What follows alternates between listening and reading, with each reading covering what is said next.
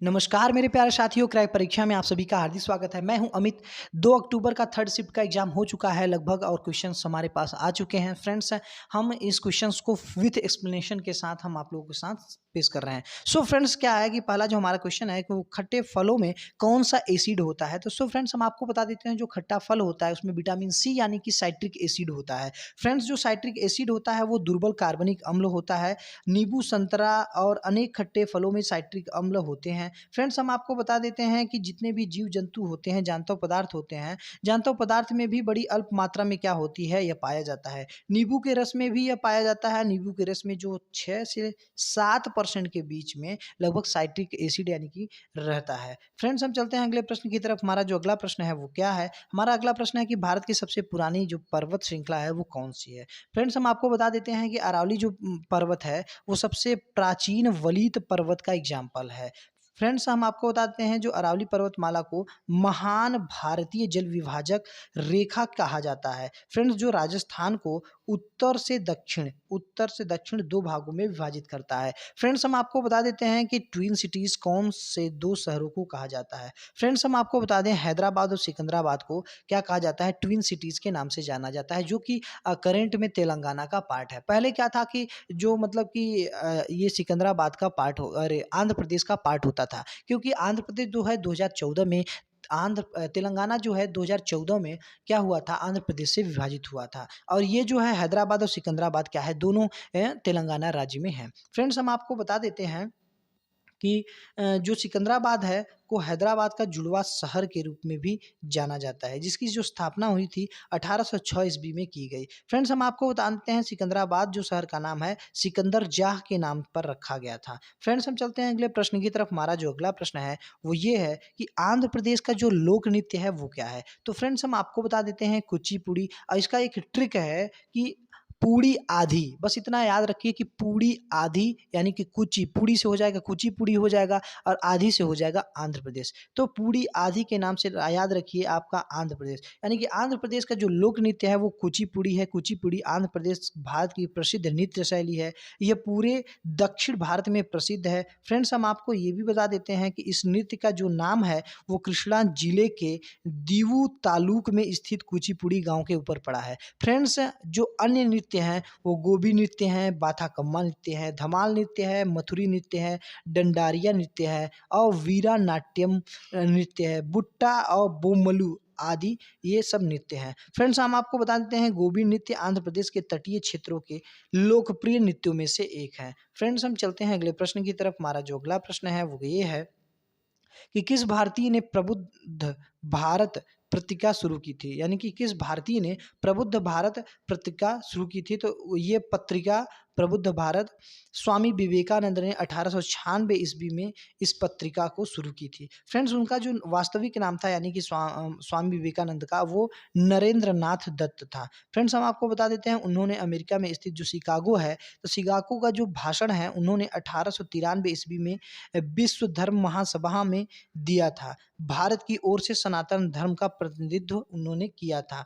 Friends, हम आपको बता देते हैं कि भारत में कब पहली बार राष्ट्रीय आपातकाल घोषित किया गया था? तो राष्ट्रीय आपातकाल की घोषणा सबसे पहले 1962 ईस्वी में फखरुद्दीन अली अहमद, उस समय राष्ट्रपति थे, उन्होंने की थी। और उन्होंने क्यों की थी? तत्कालीन प्रधानमंत्री इंदिरा गांधी के कहने पर उन्होंने किया था। फ्रेंड्स, हम आपको बता देते हैं कि भारतीय संविधान के अनुच्छेद 352 के अधीन आपातकाल की घोषणा की जाती है। फ्रेंड्स, हम आपको बता देते हैं स्वतंत्र भारत के इतिहास में यह सबसे विवादास्पद और अलोकतांत्रिक काल था। और हम आपको फ्रेंड्स बता देते हैं कि आपातकाल में चुनाव स्थगित हो गए थे तथा नागरिक अधिकारों को समाप्त करके बहुत ही मनमानी की गई थी। फ्रेंड्स, हम आपको बता देते हैं कि अगला जो क्वेश्चन है वो मिनीमाटा रोग किसके कारण होता है? फ्रेंड्स, हम आपको बता देते हैं जो मिनीमाटा जो रोग होता है वो होता है पारा यानी कि एसजी यानी कि हाइड्रागीरम के उपस्थिति में होता है। क्या हम आपको बता देते हैं कि ये जो होता है न्यूरोलॉजिकल सिंड्रोम है जो गंभीर पारा विषाक्तता के कारण होता है। फ्रेंड्स, हम आपको बता देते हैं कि जो मरकरी होता है बहुत चिरस्थायी अपशिष्ट होता है और इसकी हाई कंसंट्रेशन के कारण यानी कि हाई उच्च सांद्रता के कारण कारण मिनीमाटा रोग उत्पन्न होता है। फ्रेंड्स हम आपको बता देते हैं अगले क्वेश्चन के बारे में। तो अगला क्वेश्चन है कि दूध के दही के रूप में जमने का क्या कारण है। फ्रेंड्स हम आपको बता देते हैं दही एक क्या होता है, दुग्ध उत्पाद होता है, दूध से ही बनता है, जिसका जो निर्माण होता है दूध के जीवाणु यानी कि जीवाणु से होता है। तो जीवाणु से कौन से प्रोसेस से होता है, वो फर्मेंटेशन से होता है। फर्मेंटेशन का मतलब होता है किण्वन, फर्मेंटेशन का मतलब होता है किण्वन की प्रक्रिया द्वारा होता है। लैक्टोज का जो किण्वन होता है वो लैक्टिक अम्ल बनाता है, यानी जो मतलब कि दूध का यानी कि दही बनने में जो फर्मेंटेशन की प्रक्रिया होती है वो लैक्टिक अम्ल बनाता है। फ्रेंड्स हम आपको बता देते हैं जो दूध प्रोटीन से प्रतिक्रिया कर इसे दही में परिवर्तित कर देता है। फ्रेंड्स हम आपको बता देते हैं इसमें विटामिन सी पाया जाता है और साथ ही इसकी विशेष बनावट और विशेष खट्टा स्वाद भी प्रदान करता है। फ्रेंड्स हम चलते हैं अगले प्रश्न की तरफ। हमारा जो अगला प्रश्न है वो ये है कि हाल ही में सीडीएस नियुक्त किसे किया गया है जो जनरल विपिन रावत की जगह लेंगे। फ्रेंड्स हम आपको बता देते हैं कि लेफ्टिनेंट जनरल अनिल चौहान को चीफ ऑफ डिफेंस स्टाफ यानी कि CDS chief of defence staff के रूप में नियुक्त किया गया है। फ्रेंड्स हम आपको बता देते हैं पहले सीडीएस यानी कि भारत की अगर पहले सीडीएस के नाम पूछे तो जनरल बिपिन रावत भारत के पहले सीडीएस हैं, यानी कि CDS chief defence of staff. So friends हम आपको बता देते हैं कि जब भारत के पहले सीडीएस जनरल बिपिन रावत की दिसंबर 2021 में एक हेलीकॉप्टर दुर्घटना में मृत्यु हो जाती है, उसके बाद जो चीफ ऑफ डिफेंस स्टाफ का जो पोस्ट है वो 9 महीने से अधिक समय से खाली था। फ्रेंड्स उसके बाद आपके अनिल चौहान यानी कि लेफ्टिनेंट अनिल चौहान जी को मतलब कि क्या किया जाता है, नियुक्त किया जाता है। फ्रेंड्स हम चलते हैं अगले प्रश्न की तरफ। हमारा जो अगला प्रश्न है कि विश्व हृदय दिवस कब मनाया जाता है। तो 29 सितंबर को विश्व हृदय दिवस के रूप में मनाया जाता है। फ्रेंड्स इसकी जो शुरुआत हुई थी वो वर्ल्ड हार्ट फाउंडेशन ने की थी। और फ्रेंड्स हम आपको ये भी बता देते हैं यह दिन महत्वपूर्ण है क्योंकि कार्डियोवैस्कुलर रोग मृत्यु का प्रमुख कारण ही होता है हार्ट अटैक का। फ्रेंड्स हम आपको बता देते हैं इसके कारण जो प्रतिवर्ष क्या होता है 17.9 मिलियन लोग मरते हैं। फ्रेंड्स हम आपको बता देते हैं कि वज्र प्रहार किन देशों के बीच युद्ध अभ्यास है। फ्रेंड्स हम आपको बता देते हैं भारत और अमेरिका के बीच युद्ध अभ्यास का नाम ही वज्र प्रहार है। फ्रेंड्स जो ये वज्र प्रहार है वो उसका 13वां संस्करण है, हिमाचल प्रदेश के बकलोह में संपन्न हुआ था। फ्रेंड्स हम आपको बता देते हैं कि जो 12वां संस्करण है वो अक्टूबर 2021 में अमेरिका के वाशिंगटन में संपन्न हुआ था। फ्रेंड्स हम चलते हैं अगले प्रश्न की तरफ। हमारा जो अगला प्रश्न है वो क्या है कि कह रहा है कि प्रोपेन का रासायनिक सूत्र क्या है। देखिए ये एल्केन में ही होता है, यानी कि जो फंक्शनल ग्रुप होता है वो एल्केन का होता है। फ्रेंड्स हम आपको बता देते हैं जो CnH2n+2 होता है वो एल्केन का वो आपका जनरल फार्मूला है। फ्रेंड्स इसी के तहत क्या होता है C3H आपका क्या हो जाएगा, C3 आपका H9 हो जाएगा। फ्रेंड्स ये आपका प्रोपेन का फार्मूला है। सॉरी फ्रेंड्स C3H8 जो है वो प्रोपेन का फार्मूला है। फ्रेंड्स हम चलते हैं अगले प्रश्न की तरफ। हमारा जो अगला प्रश्न है वो क्या है, हमारा जो अगला प्रश्न है वो ये है कि 20 सेंटीमीटर त्रिज्या वाले गोलीय लेंस को काटकर अवतल दर्पण बनाया जाता है तो मतलब कि गोलीय लेंस की वक्रता त्रिज्या कितनी होगी।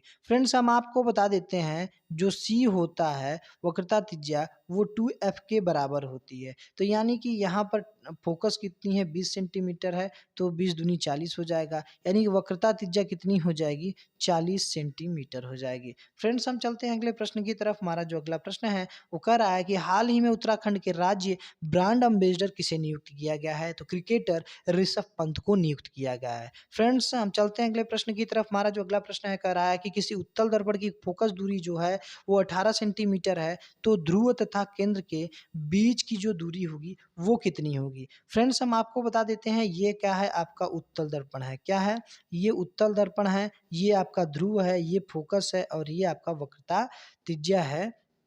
सेम टू सेम इधर भी होता है। तो फ्रेंड्स कैसे निकालेंगे, तो क्या होता है ये C है तो क्या करेंगे यहाँ पर फोकस दूरी क्या है आपका F है तो यहाँ 18 है तो यहाँ से यहाँ कर है ध्रुव से सी के बीच, ध्रुव से श्री के बीच क्या होगा, तो यानी कि वही हो जाएगा, दुगना हो जाएगा, सी इजिकल टू 2f हो जाएगा, 18 दूनी 36 हो जाएगा, यानी कि 36 सेंटीमीटर हो जाएगा। यानी कि जो सी है, वक्रता त्रिज्या है, वो 36 सेंटीमीटर हो जाएगा, 36 सेंटीमीटर हो जाएगा। फ्रेंड्स हम चलते हैं अगले प्रश्न की तरफ। हमारा जो अगला प्रश्न है वो ये है कि भारत में पंचायती राज अधिनियम कब लागू हुआ। संविधान संशोधन 73वें संविधान संशोधन के तहत 1992 में ये पारित हुआ, लेकिन 24 अप्रैल 1993 में ये लागू हुआ। सबसे पहले फ्रेंड्स हम आपको बता देते हैं कि ये जो है संविधान में 9वें भाग में पंचायत नाम का एक अध्याय जोड़ा गया। सर्वप्रथम 2 राज्यों में, राजस्थान और आंध्र प्रदेश में इसे लागू किया गया। फ्रेंड्स हम चलते हैं अगले प्रश्न की तरफ। भूदान आंदोलन किससे संबंधित है, तो ये संत विनोबा भावे के द्वारा 1991 में शुरू किया 51 में शुरू किया गया था। ये शैक्षिक भूमि सुधार आंदोलन था। इससे क्या होता कि कोशिश यह थी कि भूमि का जो पुनर्वितरण है सिर्फ सरकारी कानूनों के जरिए नहीं हो, बल्कि एक आंदोलन के माध्यम से इसकी सफल कोशिश की जाए। फ्रेंड्स हम चलते हैं अगले प्रश्न की तरफ। हमारा जो अगला प्रश्न है कि बौद्ध धर्म ग्रहण करने वाली पहली महिला कौन थी, तो गौतम बुद्ध की धर्म पत्नी गौतमी थी। गौतम बुद्ध ने बौद्ध धर्म की स्थापना की थी। फ्रेंड्स अगला क्वेश्चन है कि दामोदर जो नदी है वो कहाँ से निकलती है। दामोदर नदी पश्चिम बंगाल तथा झारखंड में बहने वाली एक नदी है। यह नदी झारखंड के छोटा नागपुर पठार से निकलकर पश्चिम बंगाल में पहुंचती है। हुगली नदी के समुद्र में गिरने से पूर्व उससे मिलती है। फ्रेंड्स हम आपको बता देते हैं दामोदर नदी को बंगाल का शोक भी कहा जाता है और कोसी नदी को बिहार का शोक भी कहा जाता है। दामोदर नदी की जो कुल लंबाई है वो 592 किलोमीटर है। फ्रेंड्स हम चलते हैं अगले प्रश्न की तरफ। हमारा जो अगला प्रश्न है फ्रेंड्स वो क्या है कि यदि किसी लेंस की जो फोकस दूरी है वो 50 सेंटीमीटर है, लेंस की जो फोकस दूरी है वो 50 सेंटीमीटर है, तो लेंस की जो क्षमता है, लेंस की जो क्षमता है यानी कि आवर्धन क्षमता है वो क्या होती है, 1/f होती है और वो भी मीटर में होती है। तो ये 1/f हो जाएगा इतना, यानी कि इसे मीटर में बदलेंगे तो 100 हो जाएगा, 50 दूनी 100 यानी कि क्या हो जाएगा, इसकी जो आवर्धन क्षमता हो जाएगी वो हो जाएगी आपका 2 हो जाएगी। फ्रेंड्स आपको वीडियो अच्छी लगे तो लाइक कीजिए, सब्सक्राइब कीजिए, बेल आइकन को दबाना ना भूलिएगा। मिलते हैं नेक्स्ट वीडियो में। जय हिंद।